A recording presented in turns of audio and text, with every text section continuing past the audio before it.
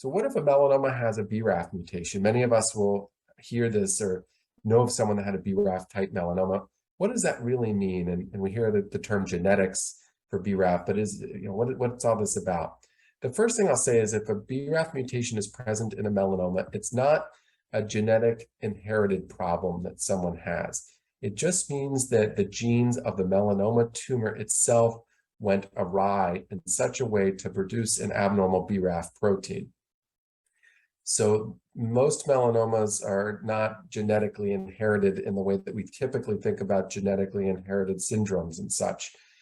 Most melanomas happen because of what's called a sporadic change, where the DNA in the tumor itself undergoes changes and produces a melanoma. And in the context of a BRAF mutation, that's exactly the case. So genetically, within the melanoma tumor itself, an abnormal protein is produced, that's BRAF here.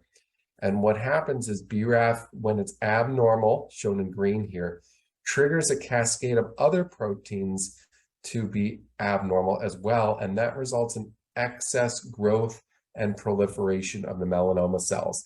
And if you remember at the beginning of the talk, I talked about the ways that the cells become abnormal and cancer cells continue to divide and grow even when they shouldn't. BRAF is one of the reasons that the melanomas may divide and grow when they shouldn't.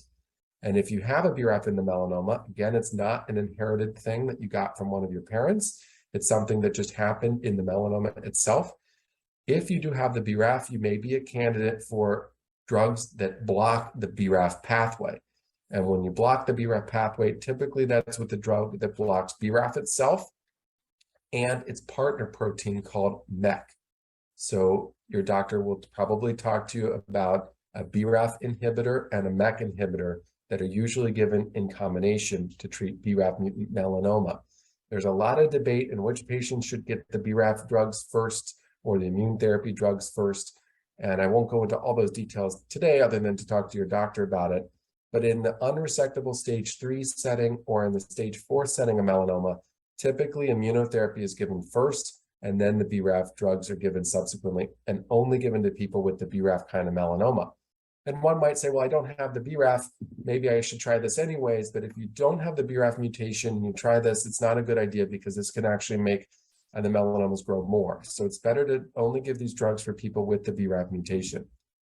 In addition to that, it's important that you do genetic sequencing such that patients that don't have a BRAF mutation could have something called an NRAS mutation. And an NRAS mutation is a different kind of mutation that's present in 20% of patients with melanoma, and it's the second to most common type of mutation in melanoma. NRAS is not something that can be targeted now with our existing drugs, but it's important that we continue to look for different trials and ways that we can target NRAS in the future such that that can be a successful strategy for patients with NRAS mutant melanoma. Some drugs that target MEK have been associated with benefit for NRAS melanoma, but not all of them have been shown to be effective in all contexts, and it's important to talk to your doctor if you have an NRAS mutation with melanoma. As an example of ways that BRAF can be successfully targeted, this is a kind of patient that had a BRAF mutation in a PET scan at baseline and day 15 on treatment with a BRAF inhibitor. And one can see on the left, there are a lot of different cells that are lighting up in this patient's PET scan with BRAF mutant melanoma. And on the right, after just 2 weeks of treatment with the BRAF inhibitor, you have a really impressive decrease in lymph node activity with this BRAF inhibitor, and that a lot of the lymph nodes have improved and have gone away in this particular patient. And that's to show that the BRAF strategy can be very, very effective in patients with the BRAF mutant melanoma. So although it's not necessarily better than immune therapy in most contexts, it is something that you should think about and discuss with your doctor if you do have a BRAF mutation.